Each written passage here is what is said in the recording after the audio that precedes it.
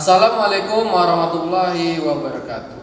Apa kabar anak-anak Ustadz semuanya? Semoga Allah Subhanahu wa taala masih memberikan nikmat kesehatan kepada kita semua, sehingga pada tahun ini kita dapat menjalankan ibadah puasa dengan lancar dan hikmat.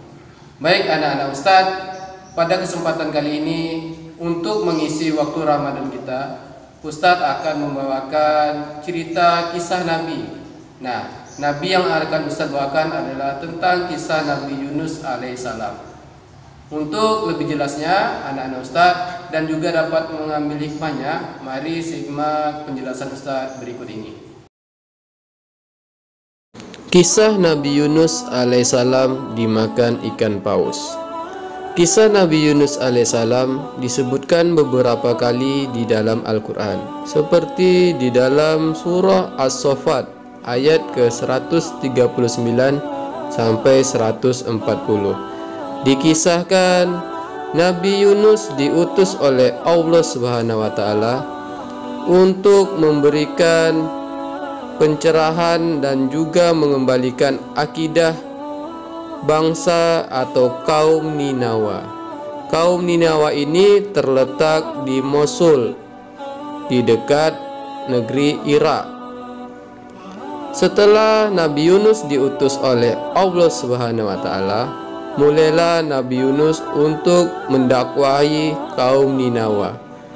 Namun, kaum Ninawa tidaklah senang atas kehadiran Nabi Yunus alaihissalam. Mereka menganggap bahwa Nabi Yunus alaihissalam merupakan orang yang tidak tahu adat istiadat mereka atau ajaran agama dari nenek moyang mereka, sehingga mereka sangat menolak ajaran Islam yang dibawa oleh Nabi Yunus alaihissalam. Nabi Yunus pun terus berjuang selama bertahun-tahun untuk mengajak kaum Ninawa kembali ke ajaran Allah Subhanahu wa taala dan mau menyembah kepada Allah Subhanahu wa taala. Namun apa yang didapatkan Nabi Yunus bukanlah keberhasilan yang diinginkan, sehingga Nabi Yunus alaihissalam meninggalkan kaum Ninawa dalam keadaan marah dan juga kecewa.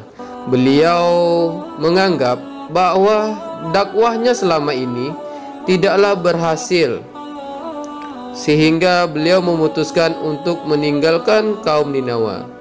Padahal dakwah beliau belumlah selesai. Allah belum memutuskan apakah Nabi Yunus boleh meninggalkan kaum Ninawa atau belum. Nah, disinilah terjadi cobaan bagi Nabi Yunus alaihissalam yang kurang sabar untuk menghadapi kaum Ninawa. Tidak lama Nabi Yunus meninggalkan kaum Ninawa, sesuatu terjadi kepada kaum Ninawa, yaitu terjadi guntur yang sangat besar. Langit menjadi hitam. Seketika warga Ninawa pun beranggapan ternyata inilah yang dikatakan oleh Nabi Yunus, yaitu tentang azab Allah Subhanahu wa taala. Ketika kaum Ninawa menyadari akan kesalahannya dan bertobat kepada Allah Subhanahu wa taala, Allah pun tidak jadi menjatuhkan azab kepada mereka, sebagaimana dikisahkan dalam surah Yunus ayat ke-98, yang artinya ketika mereka kaum Yunus beriman, kami hilangkan dari mereka azab yang menghinakan dalam kehidupan dunia, dan kami beri kesenangan kepada mereka sampai waktu tertentu. Sementara itu, Nabi Yunus sudah jauh berjalan. Sampailah Nabi Yunus ke tepi pantai dan melihat ada kapal yang bersandar dan akan pergi belayar. Seketika itu Nabi Yunus menumpang ke kapal tersebut. Kemudian orang-orang yang di dalam kapal pun terheran melihat penampakan seorang nabi di atas kapal mereka. Namun mereka tidak ada yang berani untuk menyapa ataupun menegur, mereka hanya berbisik-bisik di antaranya. Tidak lama berselang, Nabi Yunus pun berlayar dengan dipimpin oleh nahkoda kapal yang menggerakkan kapalnya ke tengah laut. Ketika di dalam perjalanan di tengah laut, sudah mulai nampak tanda-tanda akan adanya badai. Angin kencang menggoyangkan sebagian kapal dan juga hujan mulai turun dengan derasnya. Seketika nahkoda pun berseru, "Tuan-tuan, sebaiknya kita membuang barang-barang ini ke laut agar kapal kita kembali stabil." Nah, penumpang pun membuang seluruh barang bawaan yang mereka bawa. Namun nahkoda pun kembali berseru, "Tuan-tuan, kapal kita masih terlalu berat. Lebih baik salah seorang dari kita terjun ke laut agar kapal kita dapat selamat." Nah, mereka saling melihat satu sama lain, siapakah yang hendak mengorbankan dirinya. Dan salah seorang dari mereka memiliki inisiatif untuk melakukan undian. Tidak lama undian pun dilakukan. Ternyata Nabi Yunus terpilih untuk mengorbankan dirinya terjun ke laut.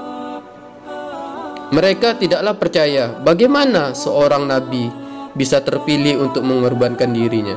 Kemudian mereka mengundi untuk yang kedua kalinya, dan Nabi Yunus juga yang keluar namanya di dalam undian tersebut. Dengan rasa ikhlas, Nabi Yunus pun mengorbankan dirinya untuk terjun ke tengah laut. Tidak lama setelah Nabi Yunus menceburkan diri, datanglah seekor ikan paus yang menelan Nabi Yunus hidup-hidup. Di dalam perut ikan paus, Nabi Yunus tidak sadarkan diri beberapa hari. Ketika Nabi Yunus sadar, Nabi Yunus merasakan kegelapan di dalam dirinya dan juga rasa penyesalan terhadap Allah Subhanahu wa taala. Kenapa beliau tidak sabar dalam menghadapi kaum Ninawa?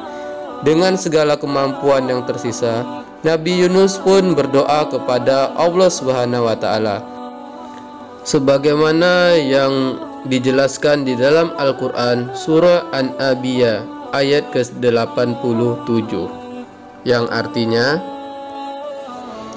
"Tidak ada Tuhan selain Engkau, Maha Suci Engkau, sungguh aku termasuk orang-orang yang zalim." Allah Subhanahu wa taala pun mendengarkan doa dari Nabi Yunus. Seketika Allah menghilangkan kesedihan dari diri Nabi Yunus, dan melalui perantara ikan paus, Nabi Yunus pun dilemparkan ke sebuah daratan tandus dengan keadaan yang lemah dan sakit. Allah SWT pun menyediakan makanan di dekat Nabi Yunus. Ketika itu Nabi Yunus bersyukur kepada Allah. Dan setelah makan, Nabi Yunus pun kondisinya kembali bugar dan sehat. Nabi Yunus memutuskan untuk melakukan perjalanan kembali ke negeri Ninawa. Nah, alangkah terkejutnya ketika Nabi Yunus sampai di kaum Ninawa. Mereka sudah beriman seluruhnya kepada Allah Subhanahu wa taala. Dan Nabi Yunus pun disambut dengan hangat oleh mereka. Nabi Yunus pun sadar bahwa Allah Subhanahu wa taala tidak akan pernah meninggalkan hambanya yang bertobat dan ingin berusaha.